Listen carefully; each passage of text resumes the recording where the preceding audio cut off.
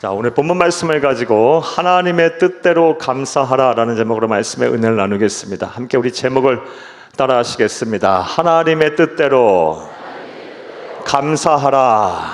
한 번 더 따라 하시겠습니다. 하나님의 뜻대로 감사하라. 네, 고맙습니다. 감사합니다. 오늘은 한국 교회가 맥주 감사 주일로 지키는 주일입니다. 7월 첫째 주일 한국 교회는 맥주 감사 주일로 지킵니다. 그렇다면 한국 교회가 이렇게 7월 첫째 주일을 맥주 감사 주일로 지키는 유래와 이유가 무엇일까요? 어떤 의미가 있을까요? 이를 간단하게 먼저 말씀을 드리겠습니다. 구약 성경 말씀을 보게 되면 구약의 이스라엘 백성들은 보리추수를 다 끝낸 이후에 첫 소산물을 하나님께 드림으로, 감사하며 드림으로 감사절기를 지켰습니다. 맥주 감사절을 지켰습니다. 그런데 그때가 1년에 딱 절반이 지내는 시점이었습니다. 그래서 구약의 이스라엘 백성들은 첫 소산물을 하나님께 감사 예물 드리면서 한 해의 절반을 지키시고 보호하신 하나님의 은혜에 동시에 감사와 찬송과 영광을 돌렸습니다. 그리고 이 전통을 한국 교회는 선교 초기 때부터 잘 지키고 행했습니다. 한 해의 절반을 보내는 시점에 전반기 동안 지키시고 보호하신 하나님의 은혜에 감사를 드리며 맥주 감사절을 지켰고, 그 믿음의 선배들의 신앙의 유산을 우리가 잘 이어받아 지금 우리가 이렇게 맥주 감사주일을 7월 첫째 주에 지키고 있는 것입니다. 사랑하는 여러분, 생각을 해보시기를 바랍니다. 2026년 이 전반기에도 우리에게 얼마나 많은 일들이 있었습니까? 끊임없이 세계 도처에서 전쟁은 계속해서 일어나고 있고, 또 얼마나 많은 또 사건 사고가 있었습니까? 또 개인적으로도 가정 면에서도 여러분 얼마나 많은 일들이 있으셨습니까? 그러한 가운데서도 하나님께서 저와 여러분에게 은혜를 부어주셔서 이렇게 예배 자리에 올 수 있게 하셨으니 얼마나 감사합니까? 하나님의 은혜가 아니면 설명이 안 되는 것들이 얼마나 많습니까? 주신 것 감사하고 심지어 거두신 것 같이도 감사할 수 있는 여러분 다 될 수 있기를 간절히 주의 이름으로 축복합니다. 그래서 오늘은 주일 낮예배 때 요한복음 강해가 아닌 감사와 관련한 말씀을 여러분에게 전하려고 합니다. 그런 시간 되기를 간절히 주의 이름으로 축복합니다. 절대 진리신 성경을 보게 되면 하나님께서는 우리에게 말씀하시기를 나는 너희들이 나의 뜻을 알기를 원한다라는 말씀을 참 많이 하셨습니다. 이와 관련한 말씀들을 좀 보겠습니다. 호세아서 6장 6절을 함께 보겠습니다. 나는 인애를 원하고 제사를 원하지 아니하며 번제보다 하나님을 아는 것을 원하노라. 하나님께서 얼마나 당신의 뜻과 당신의 생각을 우리가 알기를 원하셨으면 번제, 제사를 드리는 것보다 더 원한다라고 말씀하셨겠습니까? 제사와 번제, 오늘날 예배, 이 예배가 무엇입니까? 우리 그리스도인이 하나님께 드릴 수 있는 최고의 경배 행위가 바로 예배입니다. 그런데 그 예배 드리는 것보다, 그렇게 소중한 예배보다 나는 너희들이 나의 뜻과 나의 생각을 아는 것을 더 원한다라고 말씀하셨어요. 하나님께서 우리에게 얼마나 당신의 뜻을 알기를 원하시는지 잘 알 수 있어요. 예수님도 이와 같은 말씀을 이 세상에 계신 동안 하셨습니다. 요한복음 17장 3절을 함께 보겠습니다. 이 영생은 곧 유일하신 참 하나님과 그가 보내신 자 예수 그리스도를 아는 것이니라. 아멘. 이 말씀은 우리 주 예수님께서 우리에게 구원에 이르는 길, 영생을 얻는 방법에 대해서 설명하시는 가운데 하신 말씀인데, 구원은 예수님을 그리스도로 믿는 믿음으로 받는 것인데, 믿음과 예수 그리스도를 아는 것을 동일시하게 하고 말씀하고 계세요. 동일시하며 말씀하고 계세요.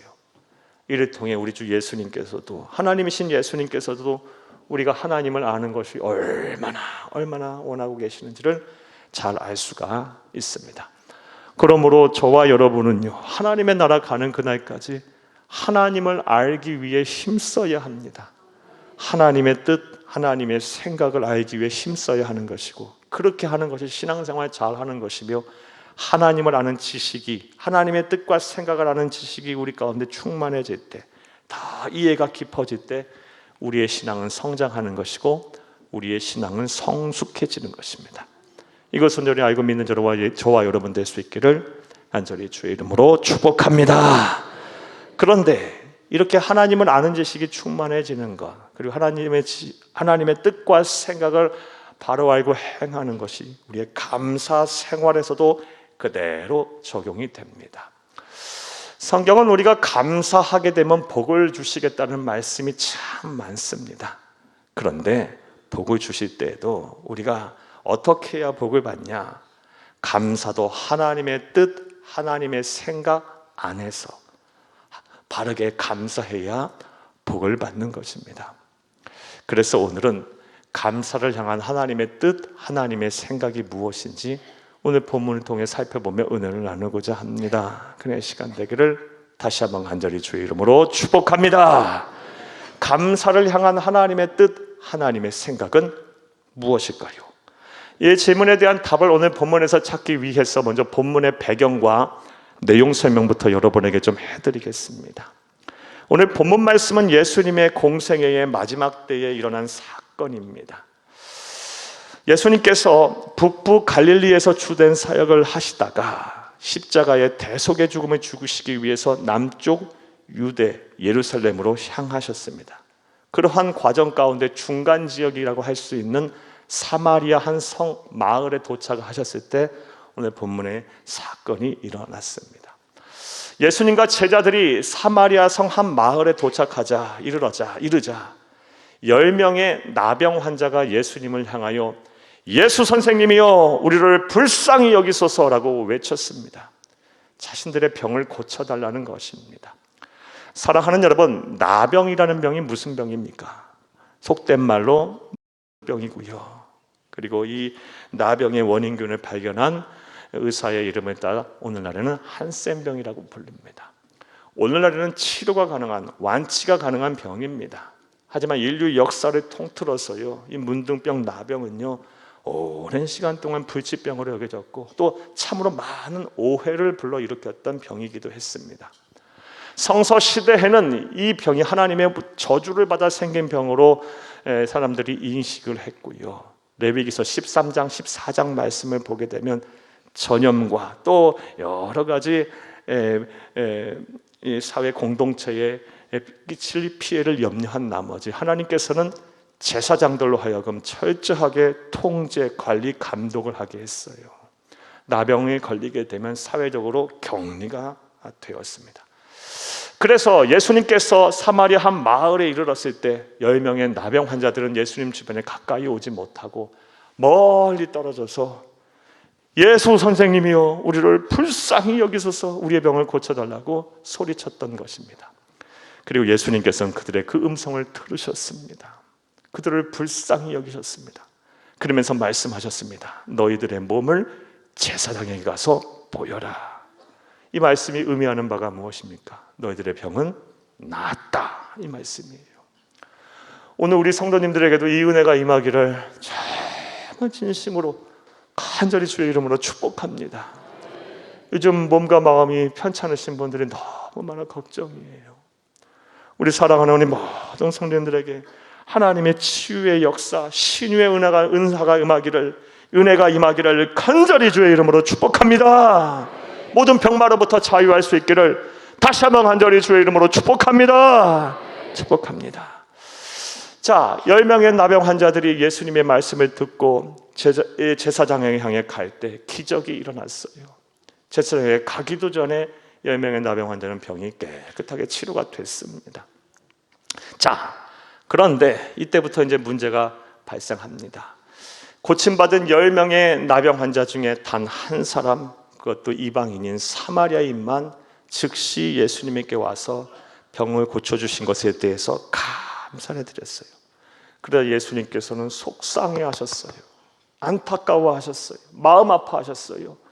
고침을 받은 사람은 10명이 아니더냐. 그런데 그 9은 어디 갔고 이방인 한 사람만이 와서 하나님께 영광을 돌리느냐 하며 매우 안타까워하시고 속상해하셨어요.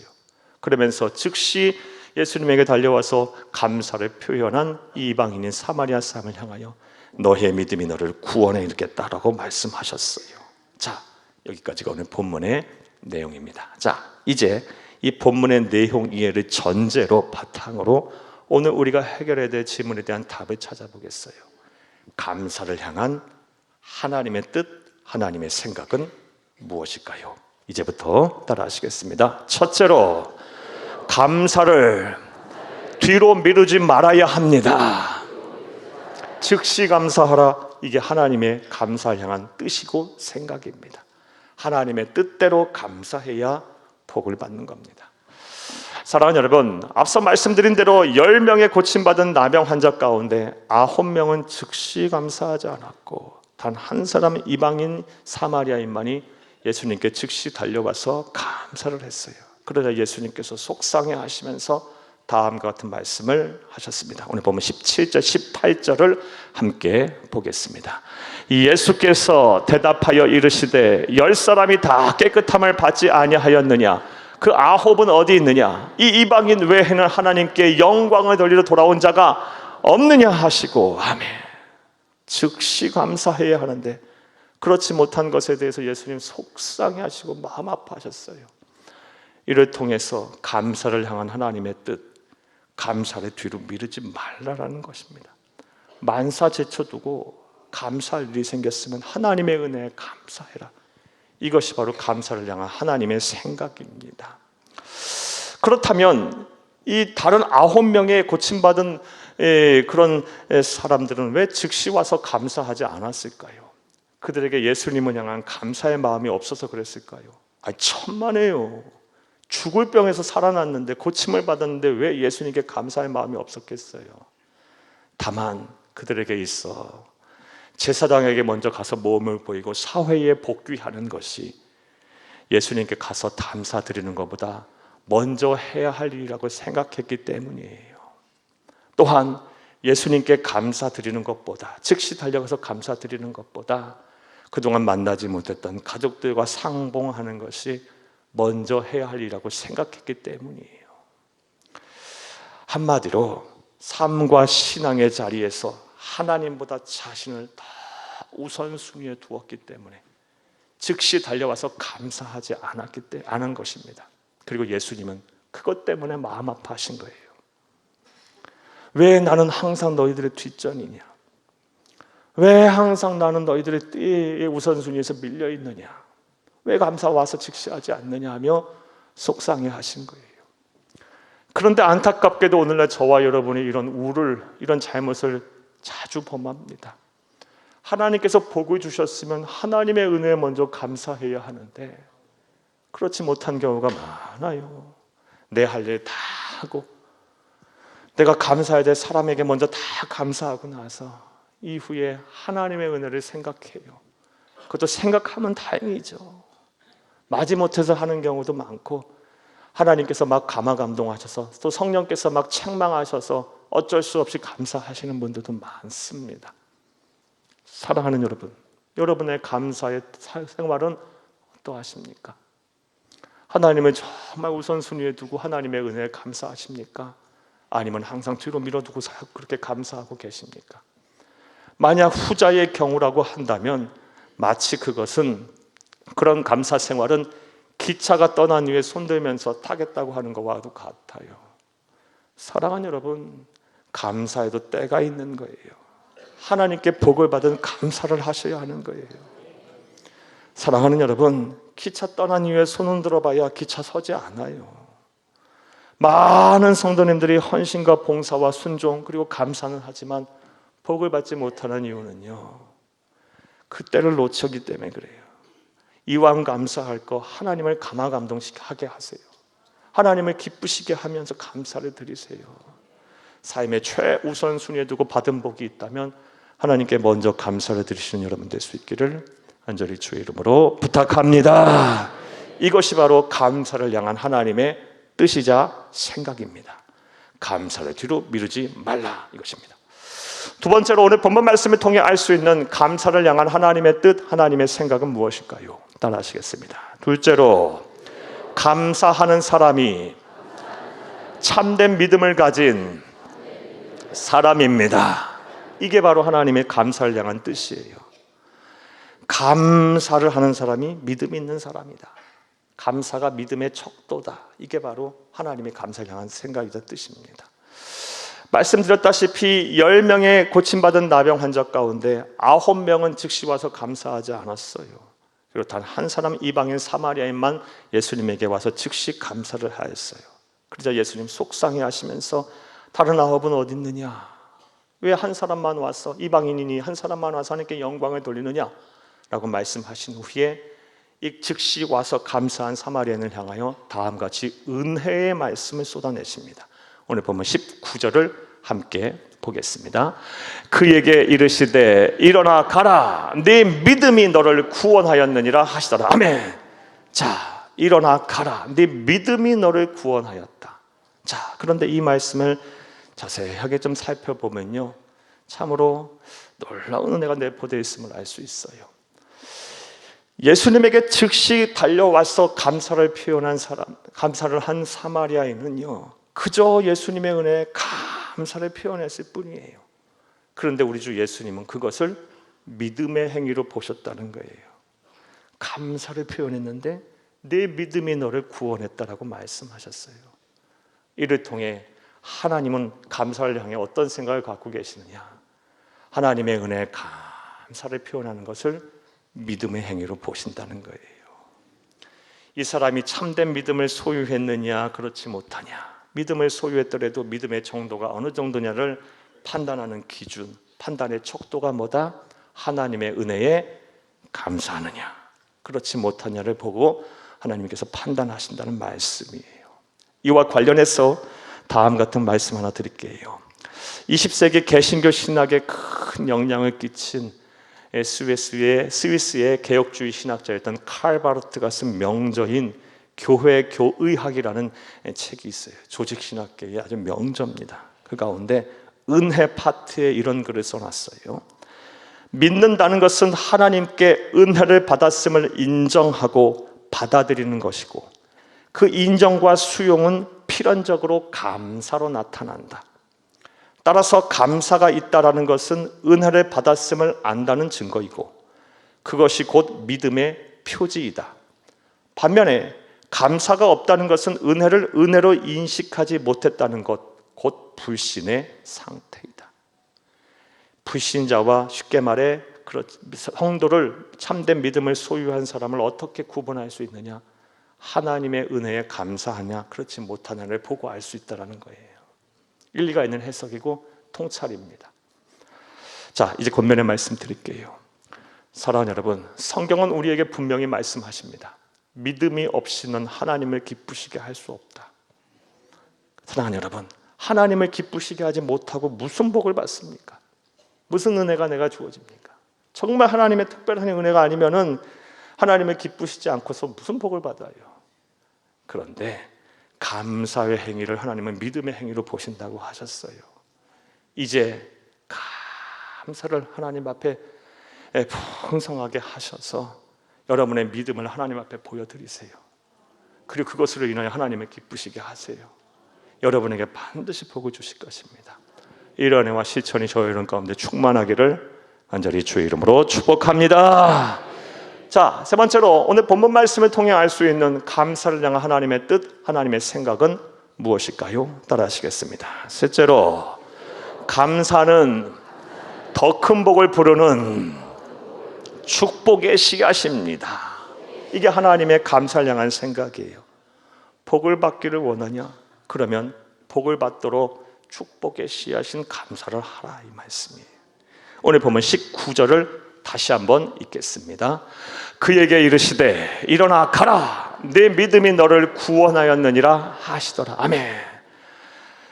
10명의 고침받은 나병 환자 가운데 유일하게 즉시 와서 감사를 하나님 앞에 드린 사마리아인을 향해서 예수님께서는 복을 선포하셨는데, 육신의 질병에서 고침받은 것도 큰 복인데 더 큰 은혜와 복을 선물하셨어요.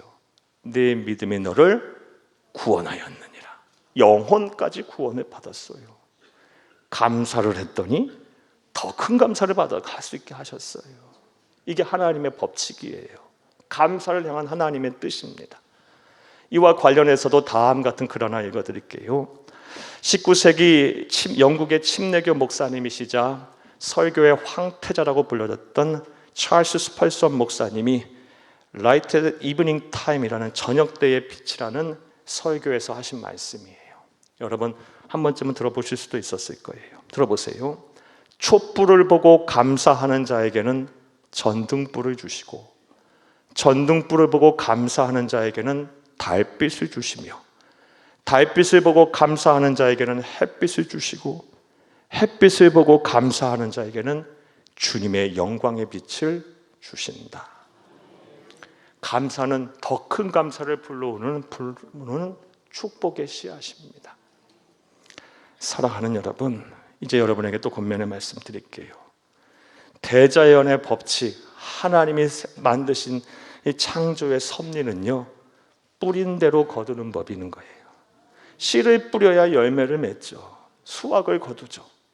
씨앗을 많이 뿌려야 더 풍성한 열매, 더 많은 수확물을 얻는 거예요. 영적 세계도 똑같아요. 감사 생활도 똑같아요. 축복의 씨앗인 감사를 하지 않고서 무슨 복을 풍성히 받습니까? 씨앗을 뿌려야 열매를 맺죠. 조금 뿌리지 말고 많이 뿌려야 더 많은 열매를 수확하죠. 이제 축복의 씨앗인 감사를 하나님 앞에 풍성하게 하세요. 축복의 씨앗을 많이 뿌리세요.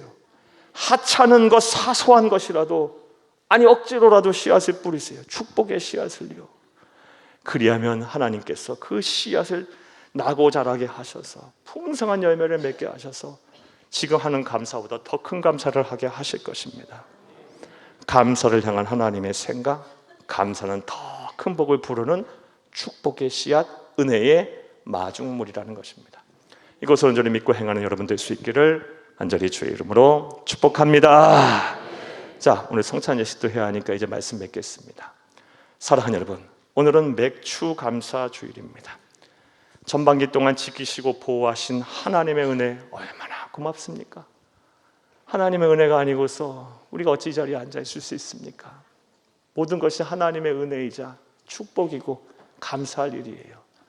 마음을 다하여 감사하세요. 특별히 우리가 감사하되 하나님의 뜻대로, 하나님의 생각대로 감사해야 더 큰 은혜와 복을 받는 것입니다. 먼저 감사를 자꾸 뒤로 미루지 마세요. 우리의 삶과 신앙의 최우선순위에 하나님을 두시고 복을 받았으면 하나님을 먼저 떠올리시고 그 은혜에 감사하세요. 또한 감사하는 사람이 참된 믿음을 가진 사람임을 알며 여러분의 감사를 표현함으로 여러분의 믿음을 하나님 앞에 보여드리세요. 하나님을 기쁘시게 하세요.